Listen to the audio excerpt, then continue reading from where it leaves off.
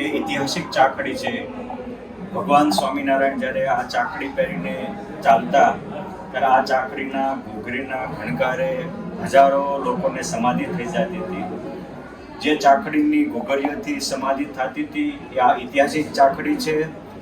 એવું એક ઇતિહાસ એવો પણ છે કે આ ચાકડી જ્યારે ભગવાન સ્વામિનારાયણ ભુજમાં હતા ત્યારે ત્યાંના સુતાર લોકોએ આ મહારાજને ચાકડી બનાવીને આપેલી હતી અને સુંદરજીભાઈ સુતારે બનાવેલી આ ચાકડી પહેરીને ભગવાન ચાલતા હતા. એને જોઈને ત્યાંના એક મસ્જિદના ઇમામ શાહ કરીને ફકીર હતા, એને એવું થયું ઓહો આ ચાકડીથી સમાધિ થાય, આવી ચાકડી મારે પણ અર્પણ કરવી. પછી એમને પણ એક કોપી આવી ચાકડીની અર્પણ કરી હતી અને એ ચાકડી આજે ભુજમાં બિરાજમાન છે. આજે જેની મૂળ કોપી આ છે. અને જ્યારે એ ઇમામ શાહનો અંતકાળ આવ્યો ત્યારે ભગવાન સ્વામિનારાયણ ભગુજીને મયાજીને કહે છે ઓલી ચાકડી લાવો ભુજવાળી, અને એ ચાકડી હાથમાં લીધી અને મહારાજ આમ આકાશમાં જોયા. બધા કહે છે કે મહારાજ શું થયું? મહારાજ કે આ ચાકડીના દેનારાનું અમે આજે કલ્યાણ કર્યું.